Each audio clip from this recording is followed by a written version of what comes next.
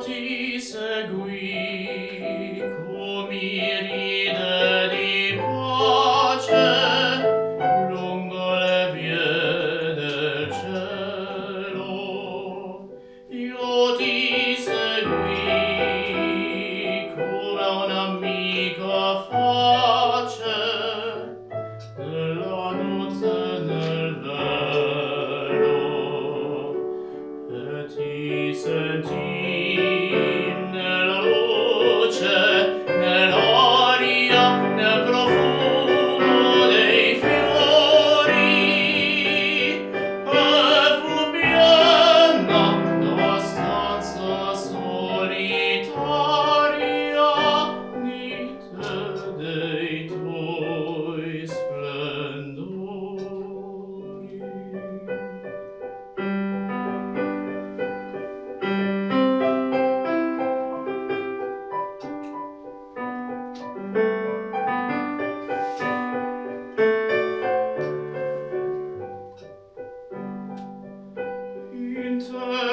Interrapito al suon della tua voce, lungamente sognai,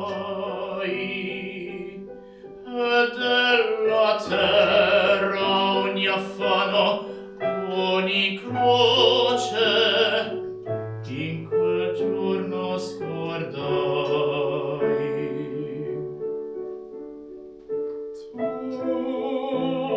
Torna, caro ideal, torna un istante a sorridermi ancora,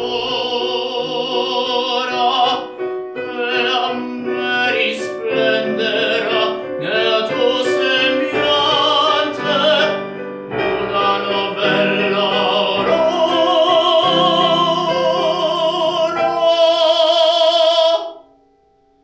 una novella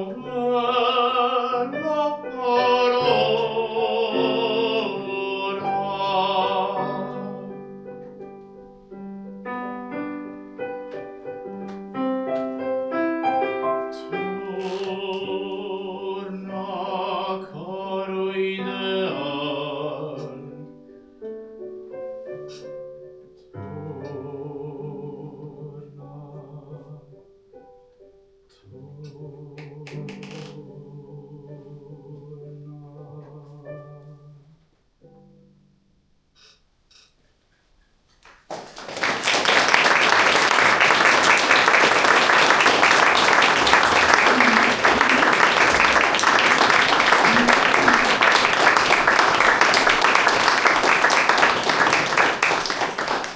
Spoštovani, prisrčen pozdrav vsem zbranim nocoj tukaj v Malečniku, v nam dragem Glasarjevem salonu z galerijo.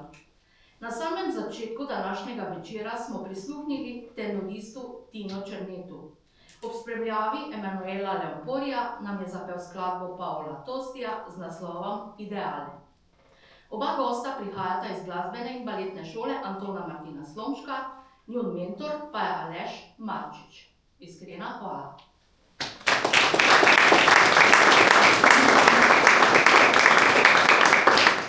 Letošnji jubilejni 5. Glasarjev festival začenjamo z odprtjem razstave Marko Glaser in knjige.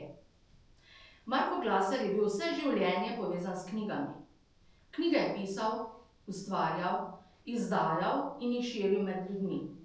Poleg tega je kot župnik vodil uradne župnijske knjige, od matičnih, oznanilnih in bratovščinskih do urbarjev. Na razstavi, ki sta jo pripravila Nadškofijski arhiv Maribor in Župnijska knjižnica Jurija Borešiča Malečnik, so na ogled knjige, ki pričajo o njegovem življenju in delu. Najprej so to dela, ki jih je pisal in ustvarjal, nato knjige, ki jih je vodil kot župnik in ki so neločljivo povezane z zgodovino kraja. Podobo dopolnjuje publikacija o njem in njegovem delovanju. Razstavo smo popestrili z načrti in dokumenti gospodarske narave. Z interpretacijo Glasarjevega zelo osebnega pisma očetu sodeluje dramska igralka in prejemnica Borštnikovega prstana Drame Esenger Maribor Milada Kalezič, častna članica naše župnijske knjižnice. Zato vrhunski umetnici velja danes še poseben pozdrav.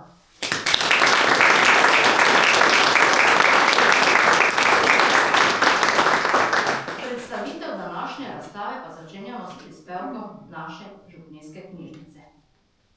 Iz naše bogate knjižne zbirke smo za razstavo Marko Glaser in knjige skrbno izbrali dela, ki zgovorno pričajo o življenju in delu pomembne osebnosti. Marko Glaser je bil namreč vse življenje povezan s knjigami. Tako smo iz raritetnega dela naše knjižnice na ogled postavili knjige, ki jih je sam napisal in izdal, potem dela, katera je prav gotovo sam uporabljal pri svojem vsestranskem delu, in knjižne izvode, v katerih lahko vidimo oziroma preberemo sledi njegovega bogatega vsestranskega delovanja. Med njegovimi deli razstavljamo dva molitvenika, in sicer Slate bukvice od srca Jezusa iz leta 1843 in Marija Prebežalše grešnikov iz leta 1845. Kot je zapisano v obeh njegovih dragocenih delih, ju je častni kanonik na svetlo dal v Gracu, natisnjeni pa sta v pisavi v Bohoričici. Prav gotovo je oba molitvenika uporabljal tudi sam.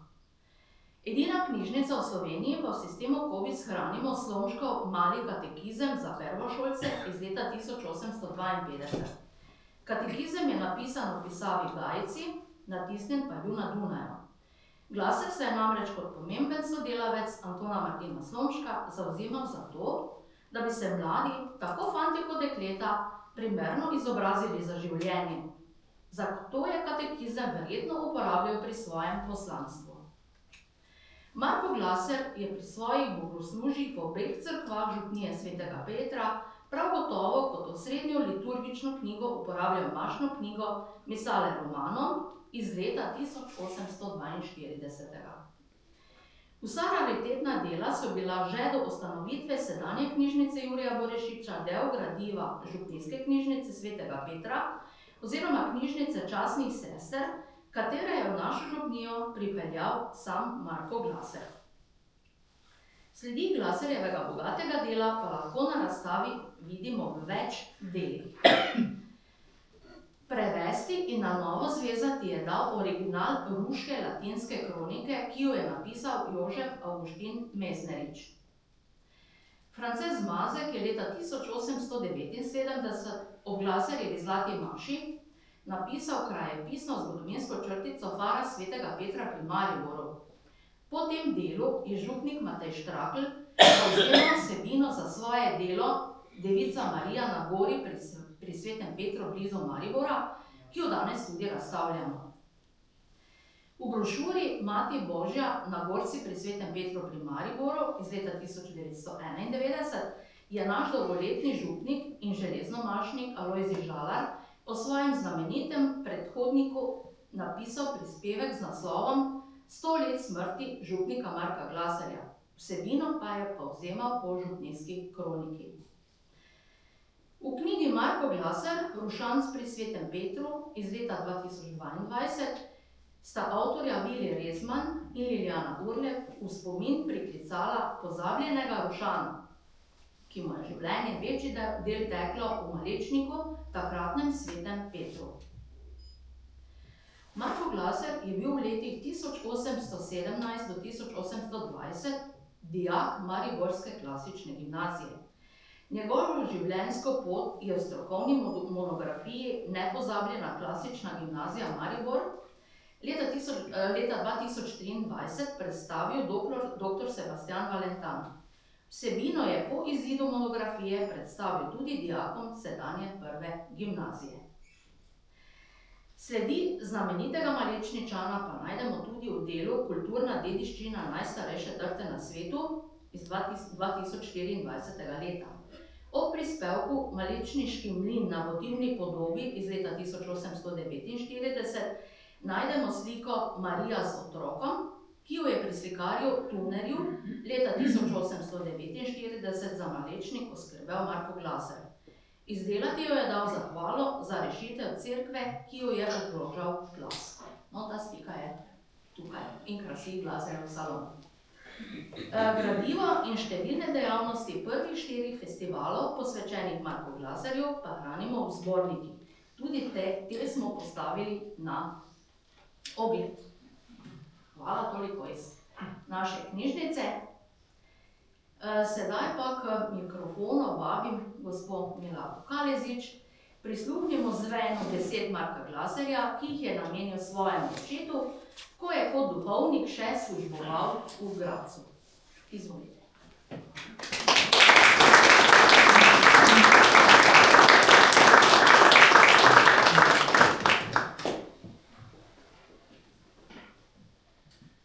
Nadvse ljubljeni gospod oče, na podlagi dane besede vam pošiljam 5,5 vatla našega najlepšega in najbolj trpežnega sukna, ki ga je suknar že pripravil in obdelal, zato se lahko takoj razreže za uporabo. Mislim, da bi se iz tega kosa dalo narediti kratek suknič in hlače za Franca, če si je že kje poiskal kakšno službo. Vendar naj novo obleko dobi šele takrat, ko bo imel že zagotovljeno mesto. Če bo vsaj 1 leto nekje pridno in pošteno delal, kar bo izkazal tudi s pričevali, še vedno ostaja upanje, da bo nadoknadil zamujeno in dokončal študij. Upam, da bom kmalu izvedel kaj bolj podrobnega o njegovih sedanjih ali bodočih namenih in načrtih. Z iskrenim obžalovanjem sva sestro slišala o vaši nenehni bolehnosti in šibkosti. Ob tem nama je še toliko težje, ker zaradi velike oddaljenosti in ostre zime nimava nobenih možnosti, da bi vas, ljubi gospod oče, ob vaši bolniški postelji v vašo in najino tolažbo pogosteje obiskala ali pripomogla k vašemu okrevanju. Če morda želite, da bi prišla Marija iz Gradca k vam domov, da bi vas negovala, vas prosim le, da to željo sporočite gospodu župniku in oba sva z vsem srcem pripravljena, da bi vam takoj ustregla. Sicer pa se lahko zanesete na moje zagotovilo, da vsemogočnega vsak dan in vsako uro prosim za vaše zdravje in dobrobit in da tega ne bom nikoli opustil, saj to štejem tako za svojo otroško dolžnost in iskreno hvaležno ljubezen, kot tudi za svojo veliko obveznost in dolg. Bog naj vas blagoslovi svojo usmiljeno milostjo in vam, kakor doslej, podeli stanovitno vdanost v njegovo sveto voljo, da boste potolaženi sveto potrpežljivostjo, težko preizkušnjo, ki vam jo nalaga Gospod, z lahkoto prenašali v njegovo čast in vaše večno zveličanje. Nekaj dni me je mučilo vneto grlo, vendar sem zdaj že spet zdrav. Morebiti mi bo vendarle uspelo, da vas še pred novim letom za kratek čas obiščem. Priporočam vas v blage Gospodove roke in v varstvo Božje Matere, sebe in sestro Marijo, pa v vaše ljubeče srce in vas obenem prosim za vaš očetovski blagoslov.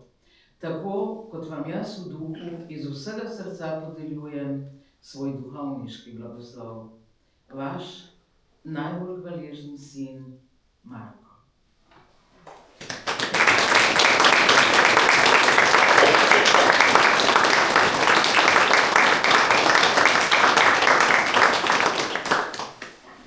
Hvala gospe Miladi za srčno interpretirane besede našega velikega duhovnika. Pravijo, da je glasba univerzalni jezik, ki ne pozna meja, ki presega čas in prostor, ter nas popelje v svet čustev, sanj in spominov. Zato po čustveno interpretiranem pismu ponovno vabim naša glasbena gosta. Predstavila se nam bosta s pesmijo Rada Simonitija, Preveč je sreče. Izvolite.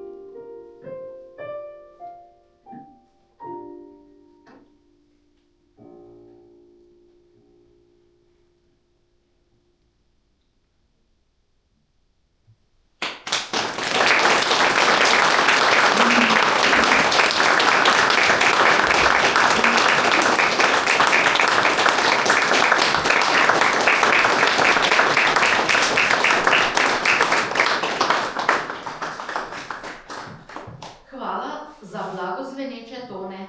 S pesmijo in glasbo ste tudi nas popeljali v svet naših spominov. Kot na vseh dosedanjih festivalih, tudi letos z veseljem sodeluje gospa magistra Lilijana Urlek iz Nadškofijskega arhiva v Mariboru. Gospa Urlek, beseda v današnji razstavi je vaša. Izvolite.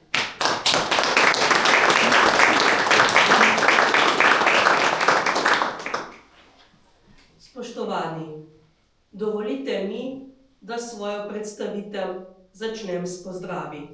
Moj pozdrav ne bo tako pesniški in poln spoštovanja ter ljubezni, kot je bil pozdrav Marka Glazerja njegovemu očetu, bo pa prav tako topel. Iskreno pozdravljam vse zbrane, vse sodelujoče in vse, ki so želeli priti, pa se mogoče tega večera niso mogli udeležiti. Kot smo danes že slišali, je bil Marko Glaser vse življenje povezan s knjigami. Knjige je pisal, ustvarjal. S knjigami, predvsem tistimi v slovenskem jeziku, je med ljudmi širil domačo, milo slovensko besedo in v duhu verske prenove po jožefinskih cerkvenih reformah spodbujal nove oblike pobožnosti. Njegovi najbolj znani deli sta Dušni vižar in Zlate bukvice od srca Jezusovega. Zlate bukvice so njegovo avtorsko delo, Dušni vižar pa slovenski prevod nekega nemškega molitvenika. Obe deli sta bili večkrat ponatisnjeni in zelo priljubljeni. Kako zelo so že sodobniki cenili njegovo ustvarjalnost, potrjuje primer z njegove biserne oziroma železne maše leta 1889, torej ob 60-letnici njegovega duhovniškega posvečenja, ki so v 19. stoletju tako v slovenščini kot v nemščini označevali kot diamantno. Takratni slovesni govornik Franc Kosar je po anatologiji z zlato oziroma diamantno mašo izdajo zlatih bukvic slovenskim jezikov ovrednotil za bleščeče diamantno dejanje, Glaserjev najpomembnejši dosežek v življenju, torej še pred pomočjo pri selitvi sedeža Lavantinske škofije v Maribor, ki jo je označil kot zlato delo. Z izdajo je pripomogel k širjenju čaščenja srca Jezusovega in Marijinega med slovenskim ljudstvom. Poleg zlatih bukvic je na ogled tudi knjižica Pobožnost svetemu Faustinu, ki je nastala leta 1844 o prenosu relikvij svetega Faustina v Malečnik. Čeprav knjižica ne spada med njegova najpomembnejša dela, je treba poudariti, da gre za delo, ki je nastalo v Malečniku in je povezano s cerkveno in krajevno zgodovino. Vendar Glaser knjig ni samo ustvarjal, ampak jih je vse življenje pridno vodil. Gre za uradne knjige, torej knjige, ki jih je po službeni dolžnosti kot tukajšnji župnik vodil in pisal. Seznam sega od matičnih in družinskih do znanilnih, poklicnih in bratovščinskih knjig ter rubarjev. Kot smo že slišali, so ta dela zelo pomembna za raziskovanje tako cerkvene kot krajevne zgodovine. Na prvem mestu velja izpostaviti matične knjige, krstne, poročne in mrliške. Vodenju oziroma pisanju le-teh se je Glaser lotil takoj po prihodu v Malečnik. Iz rojstne matične knjige ugotovimo, da je prvi krst opravil 3. maja 1843, ko je krstil dečka Ferdinanda. Bolj zanimivo v narekovajih je bilo dan pred tem, ko je takratni kaplan Janez Vojsk krstil trojčici Filomeno, Ivano in Marijo. Rojstva trojčkov so bila v preteklosti zelo redka, otroci večinoma niso preživeli. Možno pa je, da se je pri malečniških trojčicah to izteklo drugače. V matični knjigi ni zabeleženo, da bi deklica umrla.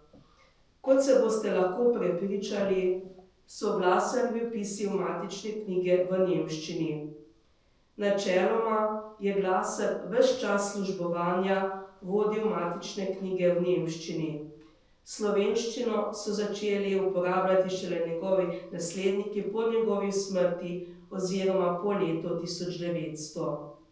Nemščina je bila takrat uradni jezik in ker so imele matične knjige uradno veljavo pred državnimi oblastmi, so jih zato duhovniki vodili v nemščini. Podobno zanimive so oznanilne knjige, torej knjige oznanil, ki jih duhovnik pove pri maši. Te vsebujejo številne podatke o življenju župnije, od rednega bogoslužja do izrednih dogodkov, kot so blagoslovitve ali posvestitve obnovitvenih del in novogradenj, vizitacije, obiski škofov, odmevi političnih dogodkov, tega je v Glaserjevem primeru zelo malo, in pomembnih dogodkov v življenju cerkve. In so kot takšne res odličen vir za zgodovino. Tako iz oznanilnih knjig izvemo, kdaj so bili blagoslovljeni razni križi, kapelice in znamenje, kot je recimo križev pot na Gorco, za katerega se ravno v oznanilni knjigi navaja, da je bil blagoslovljen 30. maja 1847.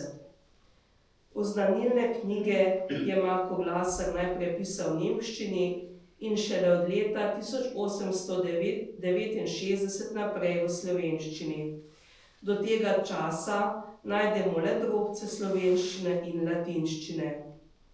V slovenščini je na primer samo oznanilo za 28. avgust 1859, torej ob selitvi škofijskega sedeža v Maribor, katerim je Glaser župljanom sporočil, da bodo sodelovali pri slovesni procesiji od cerkve svetega Alojzija v Novo stolnico, ki je bila del slovesnosti ob Slomškovem ustoličenju v Mariboru. Oznanilo je zvenelo takole, berem. Visoke časti, najvrednejši gospod Anton Martin bojo v procesiji od Alojzijeve cerkve v Veliko cerkvo Šprehani svoj škofov tron nastopili in med nami svojo visoko selo vzeli. K toti procesiji je tudi naša fara povabljena, zato se bomo ob 6. mišljeno je zjutraj odtot v Marburg v cerkvo svetega Alojzija podali in od tam po sveti meši z banderami vseh 4 stanov procesis začeli. Procesis pomeni procesijsko. Dekličom je prepuščeno v belih oblačilah priti. Lepo se zadržite, po parah vredi ite, da bo Bogi k časti, no milemu škofu veselje. Posebnost tega zapisa je tudi v tem, da je zapisan še v bohoričici in ne v gajici, kot bi pričakovali. Gajica namreč nadomesti bohoričico proti koncu 40 let 19. stoletja. Poleg oznanilnih si lahko pogledate tudi oklicne knjige. Tudi te so večinoma vodene v nemščini, tako da so se jih duhovniki potem pri maši sproti prevajali v slovenščino. Za krajevno zgodovino so zelo zanimive in dragocene tudi bratovščinske knjige. Bratovščine so cerkvena društva ali družbe, ki so se udejstvovala na cerkvenem in dobrodelnem področju. Zelo aktivne so bile v novem veku, dokler jih ni cesar Jožef II. Ukinil. Marko Glaser, ki si je vneto prizadeval za obnovo verskega življenja, je med prvimi spodbujal tudi delovanje bratovščin. Z vodenjem bratovščin je začel že v času delovanja v Gradcu, s pospeševanjem pa je nadaljeval tudi v Malečniku, kjer so se vanje množično vključevali domači verniki. Malečniku je vodil tukaj delujočo prastaro bratovščino svetega Petra, za kar je pridobil posebno papeževo dovoljenje. Na razstavi sta na ogled tudi štifni in gorninski register ter register žitne desetine iz njegovega časa. V župnijski cerkvi je namreč spadalo nekaj podložniških kmetij, za katere so morali kmetje do leta 1849, ko je prišlo do zemljiške odveze, oddajati predpisane dajatve, kar lahko spremljamo po urbarjih, ki so jih vodili na župnijah in so se potem vanje tako kot Glasar tudi podpisovali.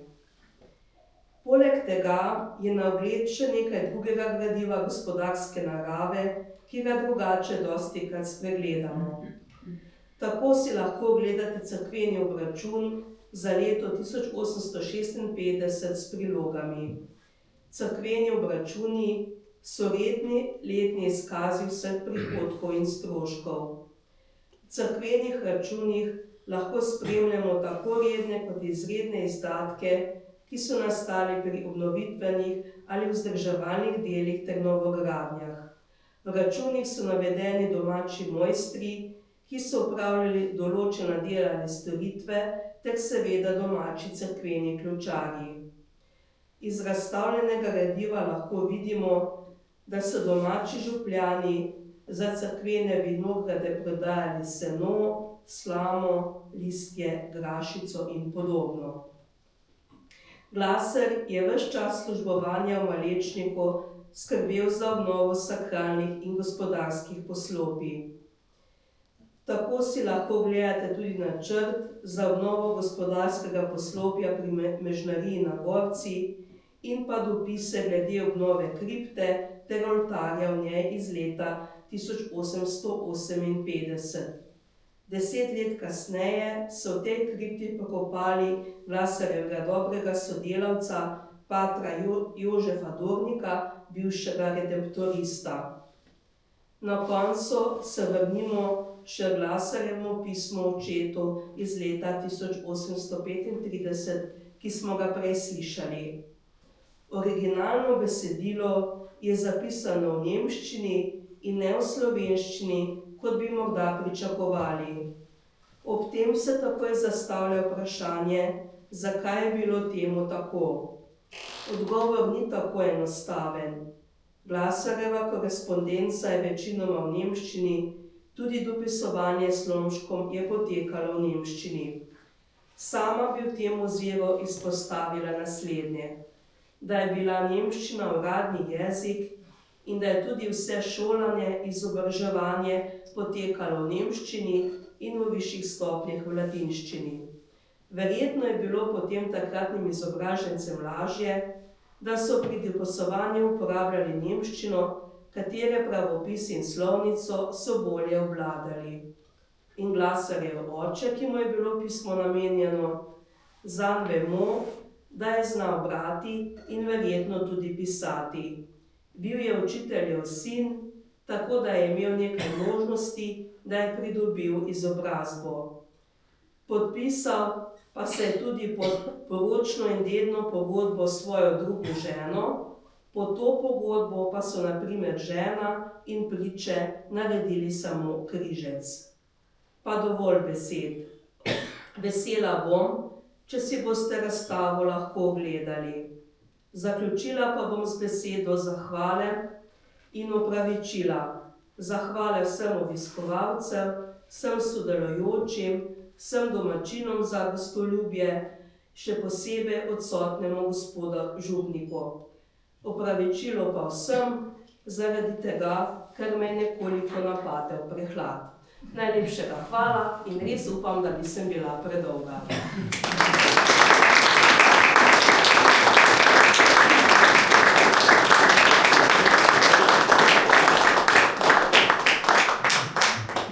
Iskrena hvala za podrobno in nazorno predstavitev fragmentov iz bogatega življenja in dela Marka Glasarja.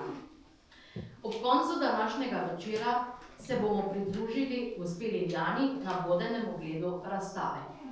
Preden pa se razidemo, Vse po ogledu prisrčno vabim, da se zadržimo ob naših kulinaričnih dobrotah in nazdravimo prvemu dnevu festivala. Iskrena hvala sem.